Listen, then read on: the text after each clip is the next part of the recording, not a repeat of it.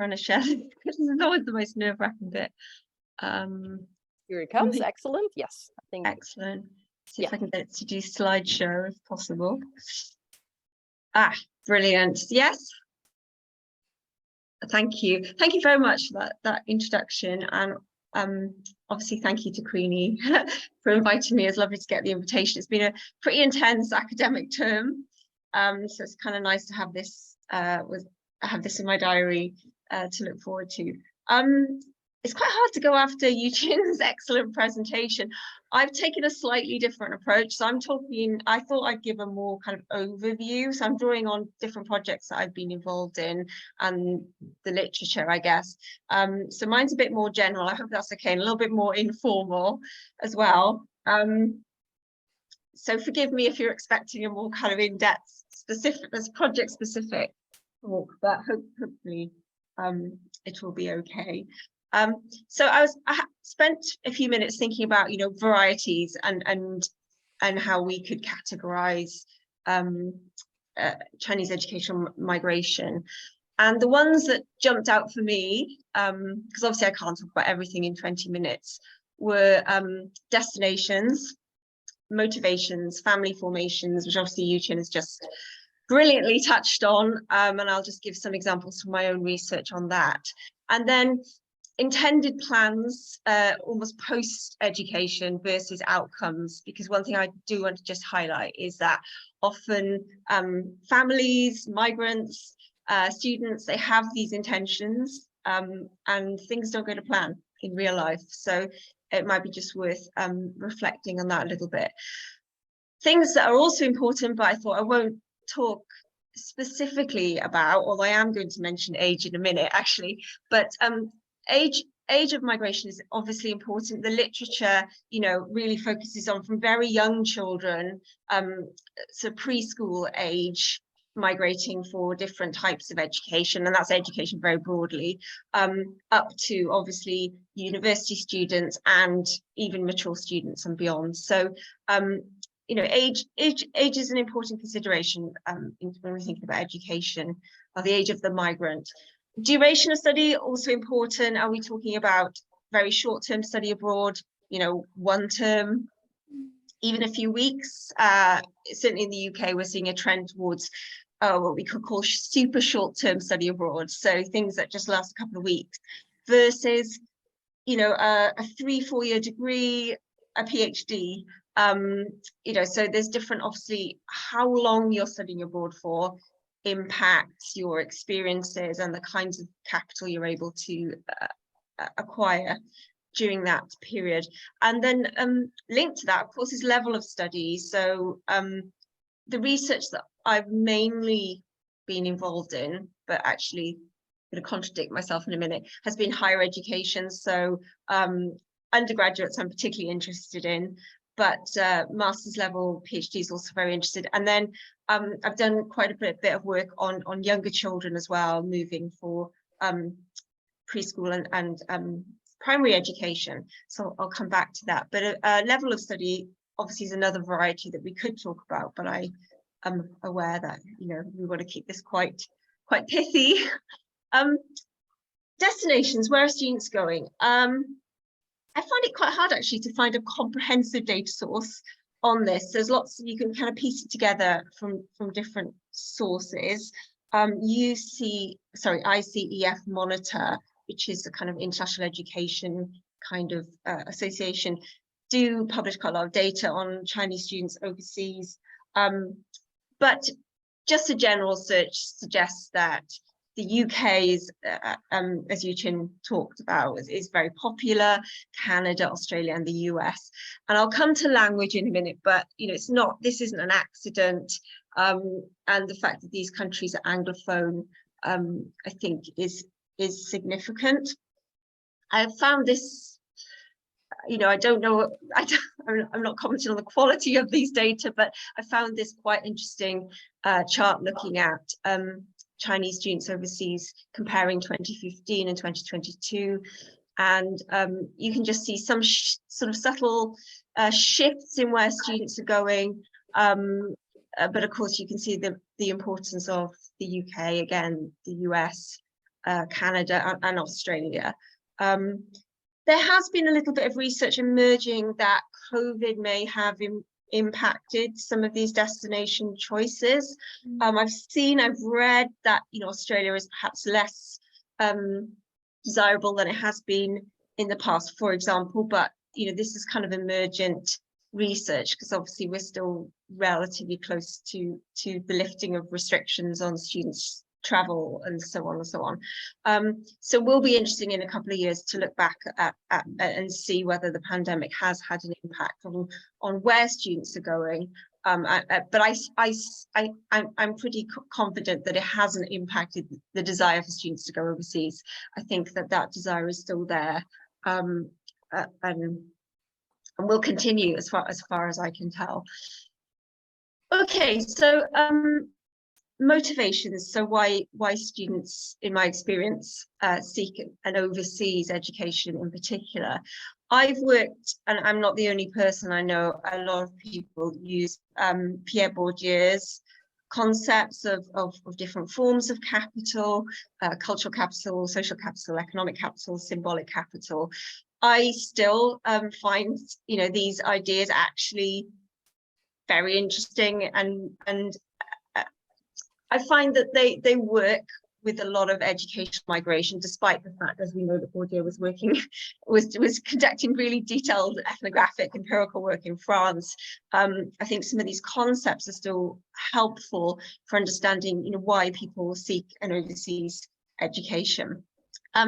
Linked to this are just general, I think probably global, but certainly it is the case in China, that you know, there is a sense of meritocracy and the growth in credentialism.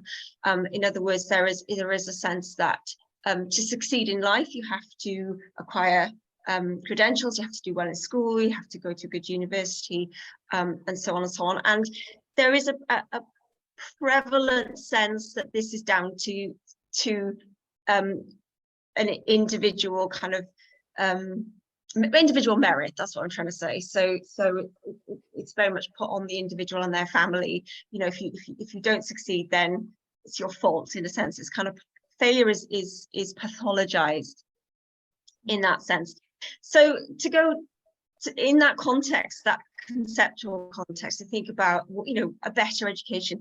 I've been doing research on international students for 20, it's a long time, 20 years now, and often you ask them, you know, why are you here? Why did you go wherever?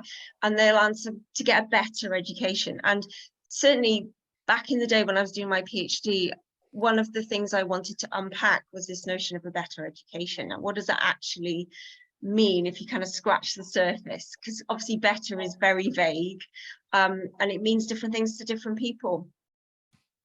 One of the things I'll just touch on really briefly was something that I've come across time and again, is that certainly for Chinese students, they would often, I'm sure people in this room now are going to kind of contradict me, but they would often like to do very well in the domestic system. So that's kind of number one priority, is to do well at school, to go to a really, really good domestic university. And it's very, very, very competitive. And an overseas education offers as good, if not really, arguably, you know, a better option in terms of the kind of symbolic capital that students can acquire and the kind of global cosmopolitan nature of those credentials that they can acquire overseas.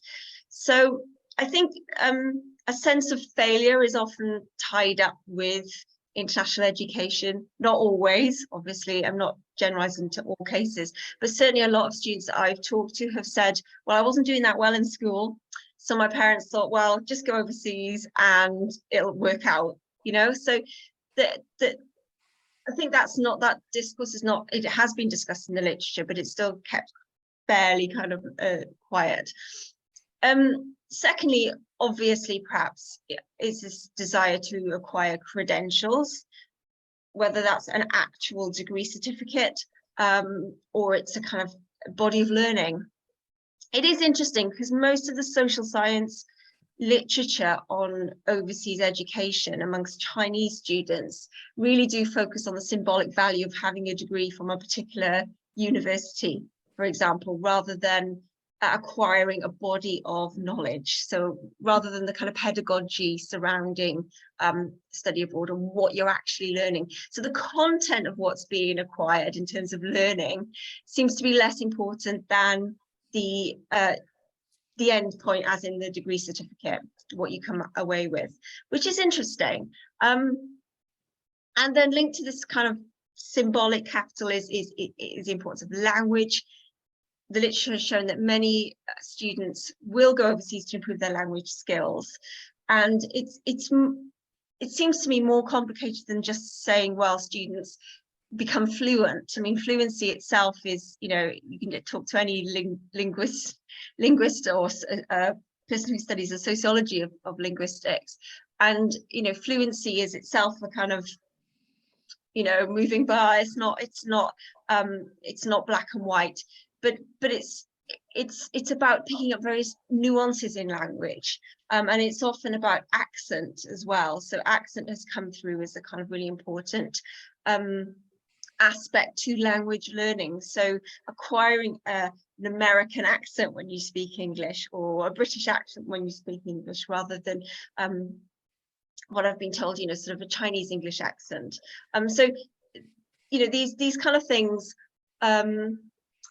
they can't be learned at home. They can only really be acquired through time spent overseas, which of course links to point number 4, which is this idea of experience, which again is quite vague, but it's about developing a cosmopolitan persona.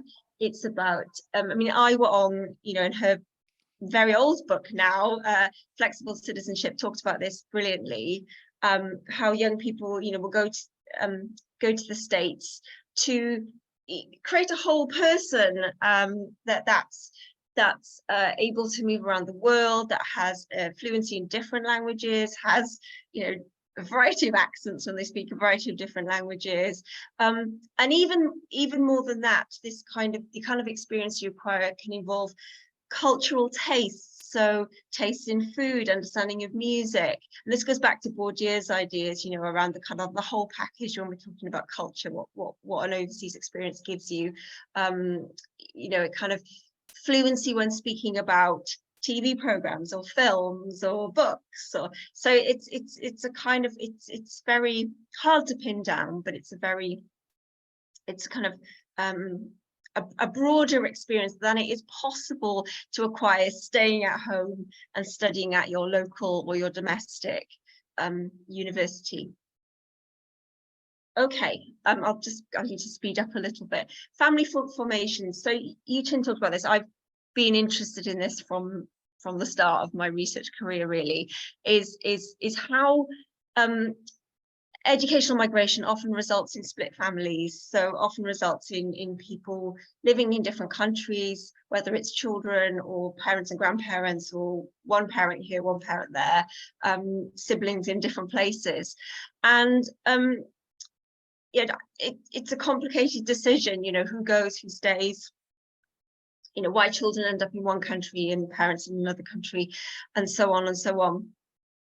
The example I'm going to talk about in a second, a project I did on birth tourism and cross-border schooling, is a really good example of this, because it kind of, it's a partly educationally motivated form of migration that results in kind of complicated transnational families. The point at the bottom, enduring transnational families, I just wanted to highlight the fact that a lot of the literature suggests that living these lives, you know, being part of a transnational family as a consequence of educational migration isn't easy. It's actually quite difficult. I'll come back to this in a minute. But it's something families often argue it's something that they're enduring, they're getting through, rather than they're just embracing it and enjoying the experience. So it's often, say, framed as something arduous and difficult. So birth tourism is really interesting. So there's been quite a bit of research more recently on Chinese families and birth tourism. Tang talks about expectant mothers, expectant in the sense of being pregnant, but also in the sense that if they go overseas, for example, to the US to give birth, their child will be able to obtain eventually down the line US citizenship. But what I find particularly interesting about these cases of birth tourism is where they've spoken to the mothers, and it's usually the mothers that have been interviewed about this situation. They've nearly always brought up their child's education. So it's been something that they're doing now, that they're enacting this quite extreme, I think, form of migration that results in their child having a different citizenship to themselves, different status, legal status, so that down the line their child can go to school overseas, can access potentially university overseas. So, I mean, I wasn't really expecting that, but it seems to me the literature is pointing to the fact that birth tourism is very closely related to families' plans around education for their children. This is a project that I completed a few years ago with Maggie Leung, who's at University of Amsterdam. And again, we were just interested in the fact that there were thousands of children that were crossing, the Hong Kong Shenzhen boundary on a daily basis to go to school. And when we started this project, we know a lot more about it now, obviously, and there's been more research on it. But we started this project, we weren't really sure, why, why was this such a huge phenomenon? And when I actually went, we spent a day hanging out at one of the ports in Hong Kong, and it was extraordinary. I don't know if anyone's been there in the mornings where the children are crossing.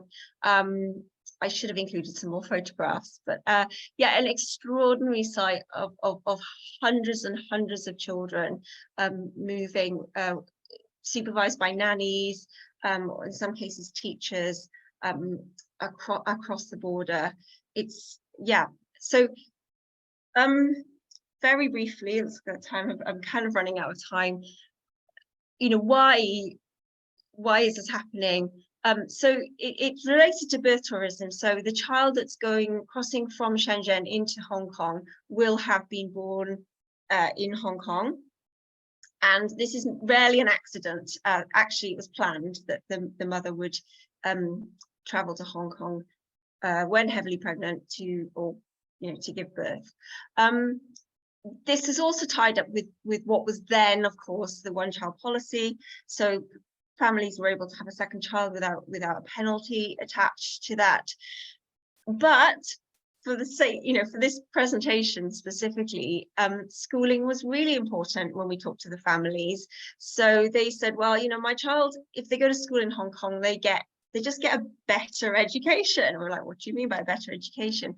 Well, apparently, we are told that the teaching of English language is better. The teachers are just more able and qualified. They get exposed to a Western curricula, which down the line will allow them to go to school, to go to university in the West is the idea. There's also this kind of allure of Hong Kong's been seen by many families as just a different social and cultural environment for their child, a better social and cultural environment for their child. Just, again, go back to the point I made earlier about creating this kind of cosmopolitan individual. Hong Kong is seen to provide that. These are not really wealthy families, by the way. These are kind of working class families who have made this decision to give birth in Hong Kong so that their child can go to school there, and it's very, very difficult, the travel back and forth every day. And then finally, this idea that it will open up future mobility, I've already mentioned. Finally, I'm nearly finished. What are the outcomes? Well, the literature would suggest, and I've certainly found this to be the case in my own research, that it's an overseas education for Chinese young people is often very beneficial. Okay, so it'll open lots of doors in terms of employment opportunities, not only overseas, but actually back in China, in particular corporate settings, particularly Western, banking corporations and so on and so on. Yes, it's beneficial, without a doubt. However, I just wanted to finish my talk by just highlighting this paper I've got in press. I have an older version. I was asked to update it, so I have updated it on dysfunctional mobilities. But as the title suggests, you know, it can often be quite dysfunctional. This educational types of migration. And I'll just my bullet points there, you know, often women make a sacrifice. They make quite a heavy sacrifice to facilitate their children's education and learning. Children can be seen to be disempowered in the process often. Family bonds and relationships can be maybe destructed is very strong, but destroyed is a bit strong, but they can be put under a lot of strain because of the kind of transnational living formations. And the goal of cultural capitalism is often undermined. So I haven't got time to go into it now. I can, if anyone's interested, I can send some writing that I've done about this. But yeah, even though the intention is to accumulate all this cultural capital, in reality, it doesn't happen for various reasons. But I know I've gone a couple of minutes over time now, so I'm going to stop. But thank you very much for your attention.